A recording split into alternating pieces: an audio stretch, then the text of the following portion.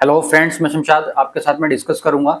अगर आप कोई भी एक सिस्टम लेने का प्लान कर रहे हैं, चाहे वो 1 किलोवाट, 2 किलोवाट, 3 किलोवाट, 5 किलोवाट या उससे ज़्यादा भी हो सकता है, तो आपको बैटरी का जो है वो सिलेक्शन कैसे करना है, अपने लोड के अकॉर्डिंग आपको कैसे सिस्टम लेना है।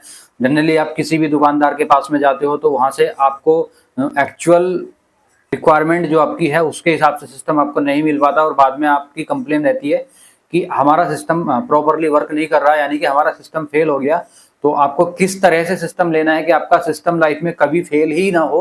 आपके लोड के अकॉर्डिंग आपने लोड की कैलकुलेशन आप खुद से कर लोगे, लेकिन आप दुकानदार को जाके बताओगे या तो वो आपको आपके लोड के हिसाब से ओवर सिस्टम बता देगा, या फिर वो आपका सिस्टम जो आप लगवाएंगे तो वो आपके लोड के हिसाब से कम रह जाएगा। अपने एक्चुअल लोड की कैलकुलेशन तो आपने कर रखी है, आपको पता है, लेकिन अपने सिस्टम की कैलकुलेशन आप कैसे करेंगे, बैटरी का कैसे आपको चुनाव करना है, इन्वर्टर का सिलेक्शन आपको कैसे करना है, इन सब चीजों के बारे में मैं आज आपके साथ में डिस्कस करूंगा कंप्लीटली। तो वीडियो को पूरा जरूर देखें।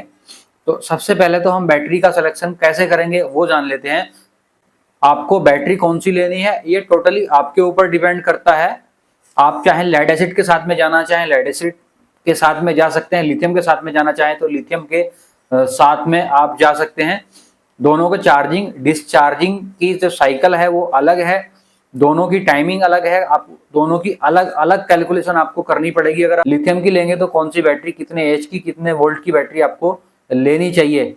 तो जनरली मैं सिर्फ आपको ये बताऊंगा कि आपको एक अगर 48 वोल्ट की बैटरी लेते हैं लिथियम की, एक इन्वर्टर पे उसे लगाते हैं तो आपको कितना मैक्सिमम आउटपुट जो है वो दे सकती है।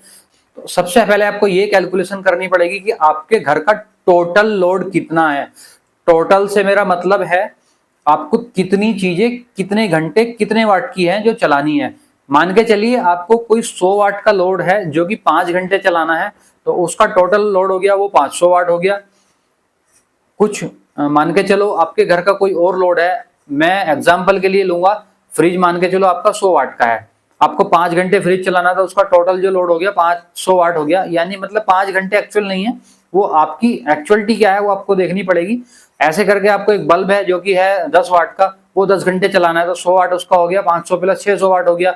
ऐसे करके आपका 2000 वाट, 3000 वाट, 4000 वाट या उससे कम ज्यादा हो सकता है।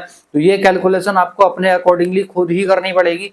अगर आपका जो अप्लायंस है, फैन है, कूलर है, वॉशिंग मशीन है या फिर फ्रिज है या कोई और बल्ब वगैरह है, तो बल्ब पे तो लिखा रहता है वाट, कितने वाट वो कंज्यूम करेगा। फैन अगर अच्छी कंपनी का है तो उस पर भी लिखा रहता है, कूलर की मोटर होती है उस पर भी लिखा रहता है। बट एक बार आप क्रॉस चेक जरूर करें जो आपके फैन पे लिखा हुआ है क्या वो एक्चुअल है या उससे ज्यादा आपका लोड ले रहा है। कई केस ऐसे भी आते हैं कि आपने सिस्टम तो लगाया है, अपने जो एग्जिस्टिंग लोड है उसके हिसाब से, अपने जो फैन की रेटेड कंजप्शन है उसका उसके हिसाब से, बट उसका जो कंजप्शन है वो ज्यादा होता है। कई बार केस ये होते हैं कि फैन फूक गया, आपने लोकल वाइंडिंग करा ली तो उसकी वजह से भी ये होता है। तो बहुत सारे रीजन हैं इसके।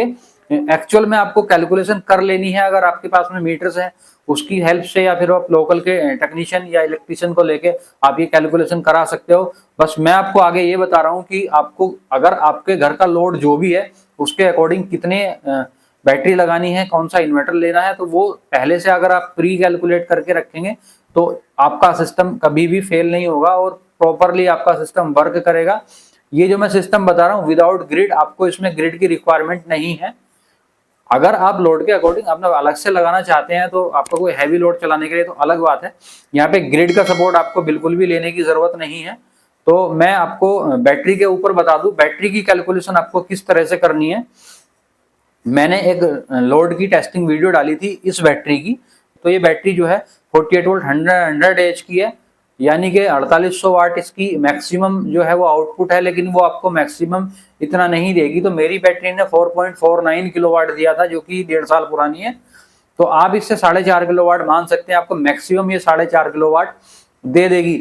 अब बैटरी आपको 4.5 किलोवाट दे देगी तो इसका ये मतलब नहीं है कि आपका जो टोटल कैलकुलेशन आप करोगे वो 4.5 किलोवाट की है तो आपका लोड उठा लेगी, क्योंकि यहाँ पे इन्वर्टर के लॉस भी आपको ऐड करने पड़ेंगे। वो इन्वर्टर टू इन्वर्टर डिपेंड करता है। मेरा इन्वर्टर ट्रांसफॉर्मर टेक्नोलॉजी का है तो इसका जो लॉस है वो 10 से 11%, 11.5% के आसपास है। कुछ इन्वर्टर्स मार्केट में ऐसे भी होंगे जिनकी जो लॉस है वो 15% या उससे ज़्यादा भी हो सकता है। कुछ इन्वर्टर्स मार्केट में ऐसे होंगे जिनका लॉस 10 से कम होगा, यानी कि 5 या 4% या 7-8%, जो कि ट्रांसफॉर्मर लेस टेक्नोलॉजी पे बेस्ड होते हैं। तो ये आपको 10% मान लेना है, क्योंकि मेरा है 11%, तो 10 से 12-14% तक लॉस ही आपको मिलेगा। अगर आपको और कैलकुलेशन सही से करनी है तो आप उसे 15% भी मान सकते हैं। कैलकुलेशन को आसान बनाने के लिए मैंने यहाँ पे 10% माना है। अब हमें बैटरी से मिला आउटपुट 4500 वाट, 4.5 किलोवाट। इसमें से हम 10% माइनस अगर करेंगे तो ये हमारा 10% बन के आ जाएगा 4.05% हमारा बचा, यानी कि 4 किलोवाट के आसपास का हमें ये बैटरी आउटपुट दे देगी इन्वर्टर के आउटपुट में। हमारा इन्वर्टर हमें 4 किलोवाट टोटल आउटपुट दे सकता है। अब ये 4 किलोवाट अगर आपको 2 घंटे बैकअप चाहिए तो 2000 वाट लोड चलाएगा। 4 घंटे आपको बैकअप लेना है तो लोड दुगना कर देंगे, 4000 वाट हो जाएगा। अगर आपको जो लोड है वो और ज्यादा टाइम चलाना है तो आप अपना लोड कम कर देंगे। आपका 8 घंटे लोड चलाना है तो 500 वाट लोड ये 8 घंटे चला देगा। ये तो हो गई लोड की कैलकुलेशन।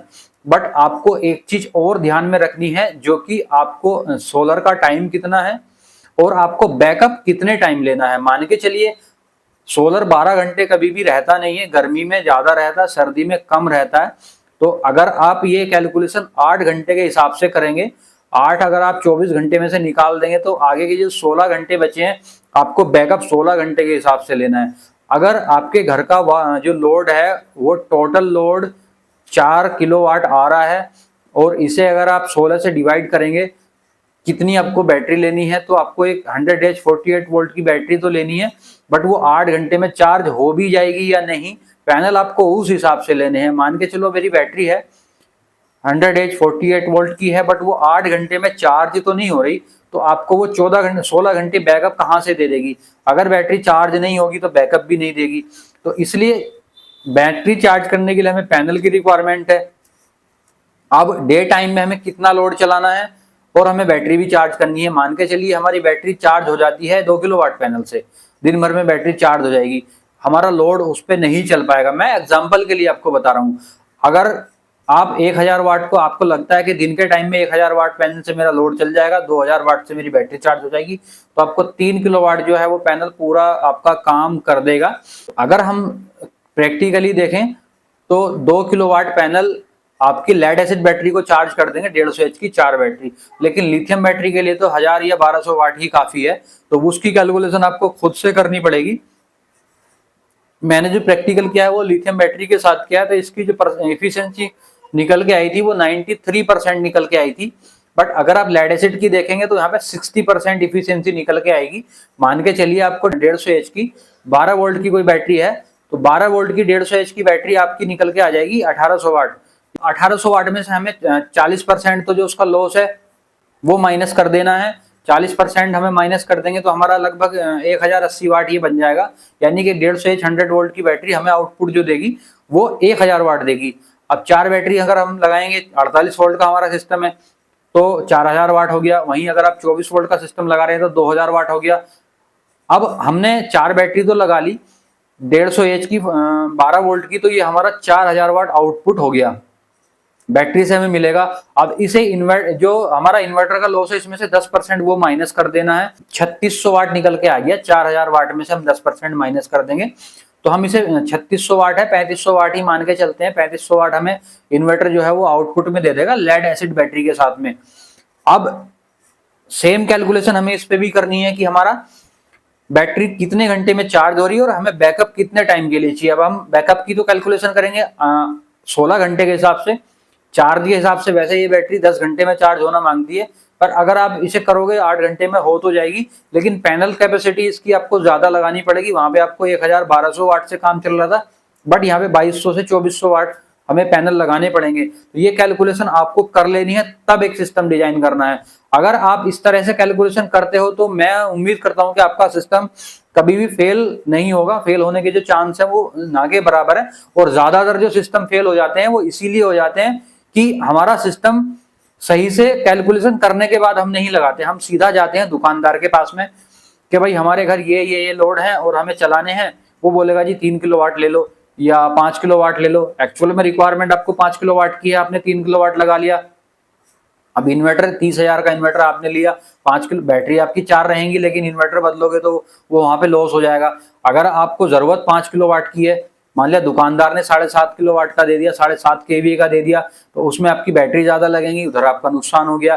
तो सही से कैलकुलेशन करें, उसके बाद ही अपने सिस्टम का जो है वो डिजाइन करें। और अगर आप नहीं कर पाते तो किसी एक्सपर्ट की सलाह जरूर लें। बिना किसी एक्सपर्ट की सलाह के आप कोई भी सिस्टम अपने घर पे ना लगवाएं। बहुत से क्या करते हैं कि सब्सिडी के चक्कर में सिस्टम तो लगवा लिया, अब वो ऑन ग्रिड सिस्टम होता है, उसे ऑफ ग्रिड बनाने के लिए ज्यादा खर्चा आता है, क्योंकि लाइट जनरली सिटीज में तो रहती है, गांव में लाइट नहीं रहती दिन में, अब बिना लाइट के ऑन ग्रिड काम नहीं करता। तो सब्सिडी अगर लेते हैं तो उसमें भी आपको ध्यान रखना है सब्सिडी वाले सिस्टम पे। फिर उसे हाइब्रिड बनाने के लिए आपको इन्वर्टर की कॉस्ट अलग से ऐड करनी पड़ेगी। तो बहुत सारे रीजंस हैं, इन सब चीजों को कैलकुलेशन करने के बाद ही आपको अपने सिस्टम का जो है वो चयन करना है। बाकी इसके बारे में कोई आपका कंफ्यूजन है, क्वेश्चन है, तो कमेंट करके पूछ सकते हैं। वीडियो अगर अच्छी लगी तो लाइक और शेयर जरूर करें, और अभी तक भी आपने हमारा चैनल सब्सक्राइब नहीं किया तो प्लीज चैनल को सब्सक्राइब करके बेल आइकन जरूर प्रेस करें। आपने वीडियो को अंत तक देखा उसके लिए आपका दिल से धन्यवाद।